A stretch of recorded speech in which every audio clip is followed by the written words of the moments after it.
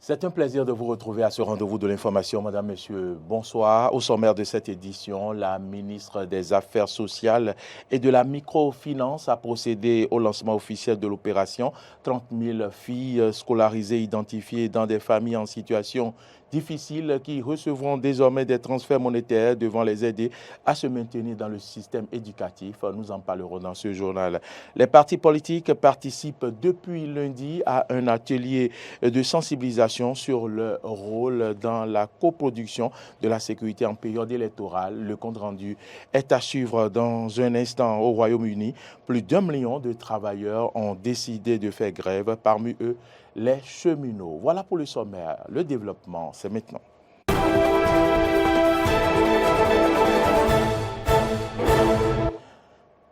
Merci à toutes et à tous pour l'attention et bienvenue dans ce journal que nous démarrons par cette brève. Au Bénin, 30 000 filles scolarisées identifiées dans des familles en situation difficile sur toute l'étendue du territoire national recevront désormais des transferts monétaires devant les aider à se maintenir dans le système éducatif. Le lancement officiel de cette opération, présidé par Mme Véronique Toyin-Fodé, ministre des Affaires sociales et de la microfinance, s'est déroulé hier à Cotonou. Il s'agira de transférer la somme de 450 francs CFA à chaque fille du primaire concernée et 600 francs CFA pour les filles du secondaire par jour sur 3 ans, soit un budget précis d'environ 9 milliards 355 millions 550 000 francs CFA, a indiqué la ministre à l'occasion de ce lancement qui intervient quelques jours seulement après son annonce par le chef de l'État béninois dans son discours sur l'état de la nation devant les députés à l'Assemblée nationale. Cette opération d'envergure se fera à travers le projet d'autonomisation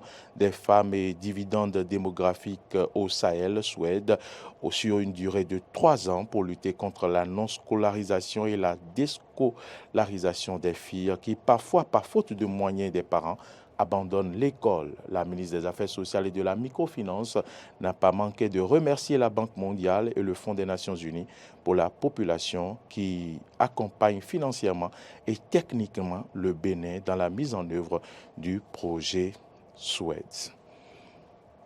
La Fédération des associations des personnes handicapées du Bénin a organisé hier à Ouida un atelier d'information et d'appel à l'action pour la signature et la ratification du protocole relatif aux droits des personnes handicapées, une initiative soutenue par la ministre des Affaires sociales et des partenaires techniques et financiers. Clémence Tonoucoin pour le compte rendu. Faire un plaidoyer pour amener l'État béninois à signer et ratifier le protocole africain des droits des personnes handicapées, c'est l'objectif de cet atelier d'information. Il s'agit d'un document qui vient compléter la Convention relative aux droits des personnes handicapées. Dans son mot de bienvenue, le président de la Fédération des associations des personnes handicapées du Bénin a rappelé que la question du handicap est l'affaire de tous. Le handicap n'est pas leur affaire. Le handicap, c'est l'affaire de tous. Et quand on n'a pas une base juridique, c'est un peu plus difficile à appliquer. C'est ce pourquoi nous vous avions invité ici à vous informer au moins pour compléter les tests relatifs aux droits des personnes handicapées afin que les personnes handicapées puissent vraiment jouir de leurs droits dans une société que nous voulons tous inclusive. Je voudrais dire, ou paraphraser l'Église, nul ne sait le jour, ou ni l'heure, parce que le handicap peut frapper à tout moment et à toute personne, et ce n'est pas le jour où ça va nous tomber dessus. Ce n'est pas ce jour-là que nous allons chercher des solutions. Et nous sommes en train de chercher les solutions aujourd'hui pour que le jour où ça arriverait, tout le monde se sente à l'aise dans cette société. Selon la représentante de l'ONG Sight Savers, partenaire de l'événement, ce plaidoyer vise à rappeler au gouvernement son engagement vis-à-vis des personnes en situation de handicap. L'objectif principal de notre plaidoyer se trouve donc dans la réduction des inégalités dans l'amélioration des chances de vie de tout un chacun, valeur principale de notre institution. Notre plaidoyer vise en définitive à rappeler au gouvernement ses engagements vis-à-vis des personnes vivant avec un handicap et à vous accompagner dans la mise en place de stratégies permettant de toucher en priorité les personnes les plus vulnérables de notre pays. Le représentant du ministère des Affaires sociales a réitéré l'engagement du ministère à toujours accompagner la Fédération des associations des personnes handicapées du Bénin dans cette lutte. La relation qui existe entre la Fédération des associations des personnes handicapées du Bénin et le ministère des Affaires sociales est une relation qui ira toujours de l'avant, est une relation qui doit continuer dans l'atteinte des nobles objectifs. Si nous avons aujourd'hui la loi portant protection et promotion des droits des personnes handicapées, le ministère des Affaires sociales n'a pas porté seul ce combat, c'est ensemble avec la fédération. Il faut signer d'accord, mais il faut passer à la ratification. Donc, le Bénin s'inscrit dans cette dynamique. Sur les 10 pays africains ayant signé ce protocole, seul le Mali l'a ratifié. Il faut rappeler que la journée mondiale des personnes vivant avec un handicap se célèbre au mois de décembre et tous les 3 décembre. Autre information dans ce journal, les partis politiques régulièrement enregistrés au Bénin participent depuis lundi dernier au Palais des Congrès à Cotonou à un atelier de sensibilisation sur le rôle des partis politiques dans la coproduction de la sécurité en période électorale. C'est un compte rendu de Carole Olaye.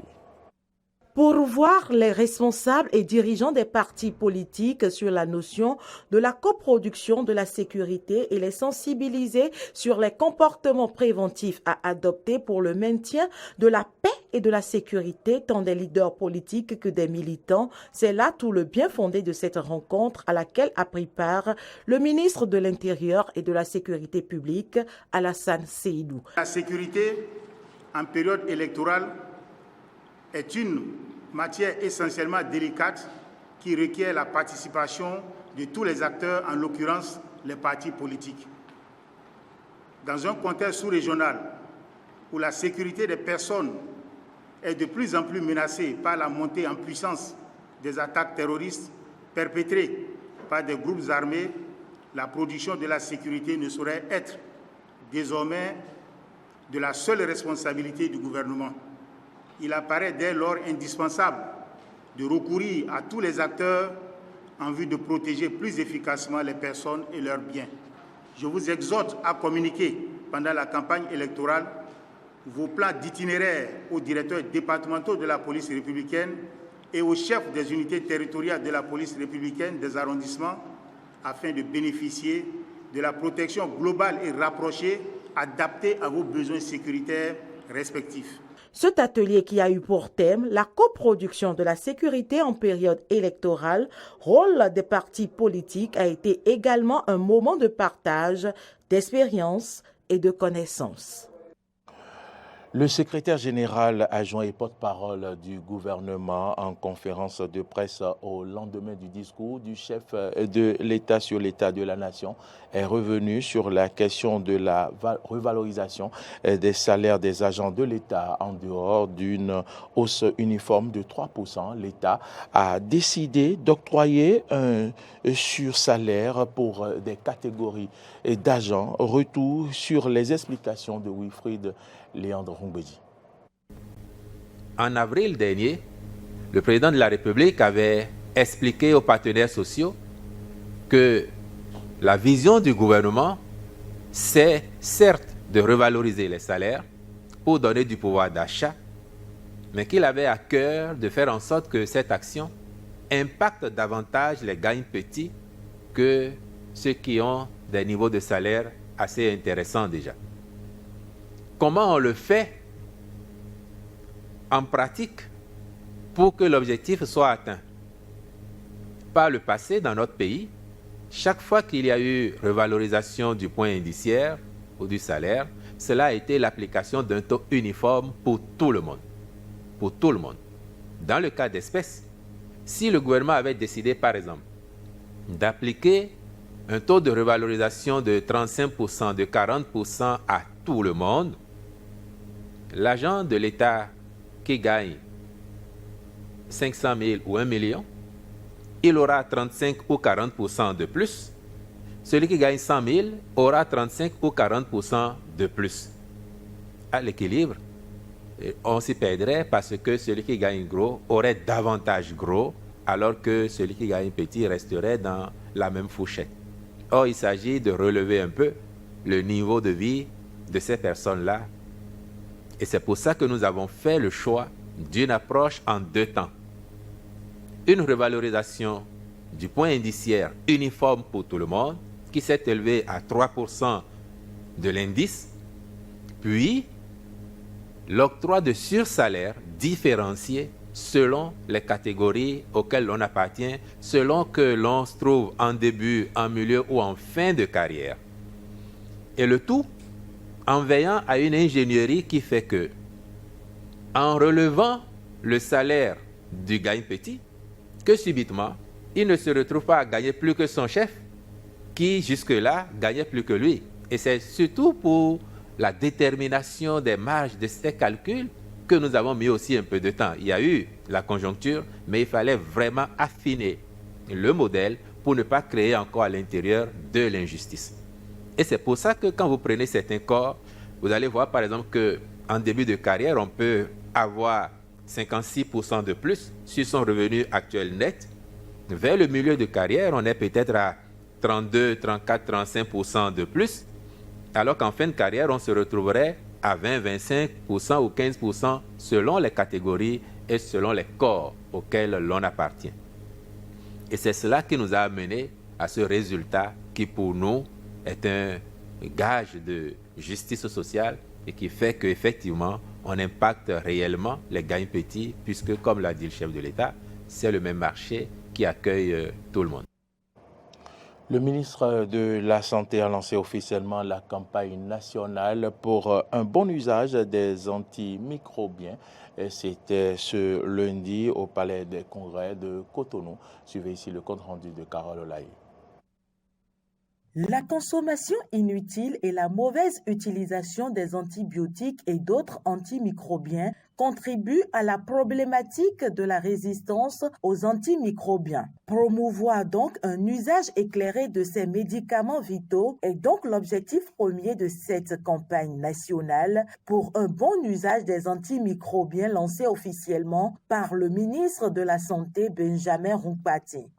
Les études dans nos hôpitaux, dans nos cliniques et dans nos différents espaces de soins montrent que le fléau est là, silencieux, mais dévastateur. Dans une étude réalisée par l'équipe du professeur Dissou dans un hôpital de la Place, dans les prélèvements urinaires, et chez Richard Colli, qui est l'un des germes les plus fréquents qu'on trouve dans l'inspection urinaire, affichait déjà en 2018 une résistance à l'amoxicilline, à l'association amoxicilline acide clavulanique à 58,5%.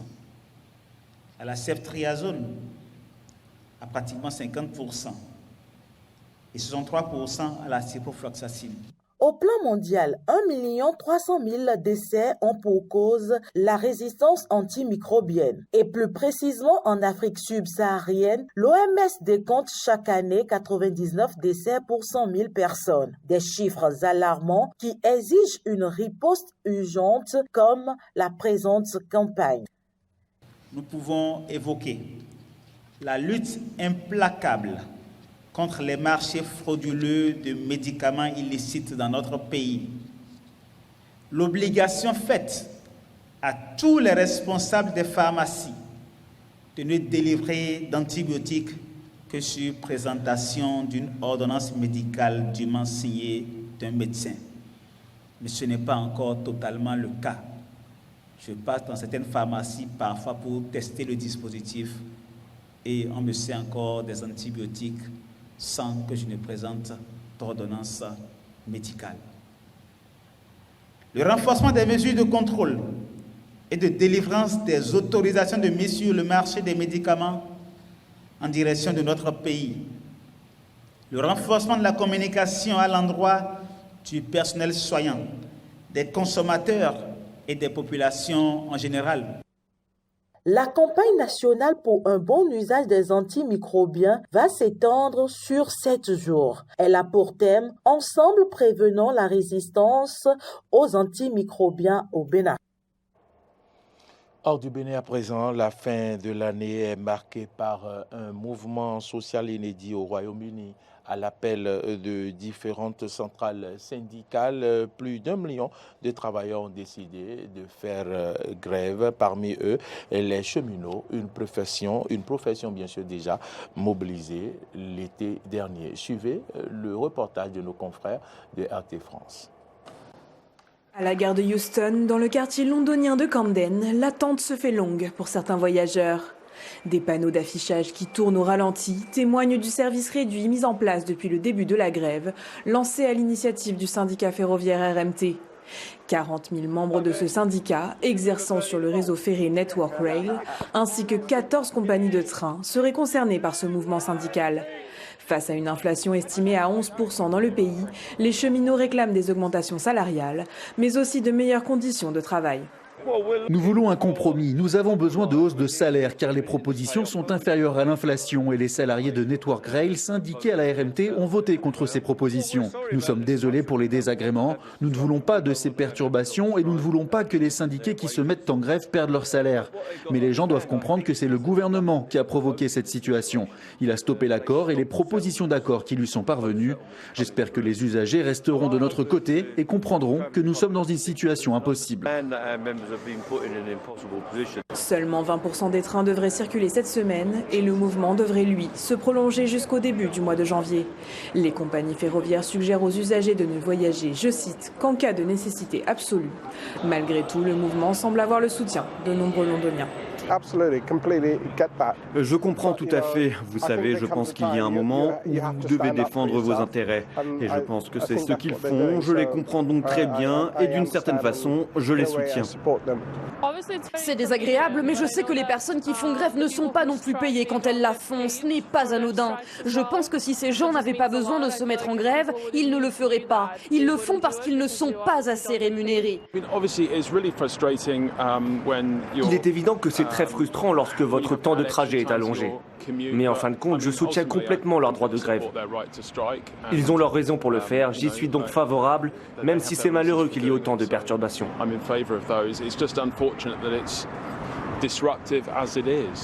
De son côté, le gouvernement britannique semble camper sur ses positions.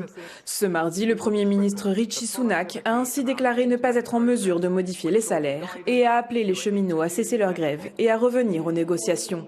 Une déclaration qui pourrait bien renforcer le mécontentement côté syndical et présager d'un début d'année 2023 particulièrement tendu outre-Manche. C'est ici que se referme ce journal. Merci à toutes et à tous de nous avoir suivis. L'information continue, vous le savez, sur nos différentes plateformes, YouTube, Facebook, Twitter et sur notre site internet www.benin-eden.tv. Mais vous pouvez également nous suivre en téléchargeant notre application, c'est Eden TV, Diaspora FM sur App Store ou Play Store. Et vous pourrez donc nous suivre partout sur la planète. Merci à toutes et à tous. Bonne suite de nos programmes et à demain.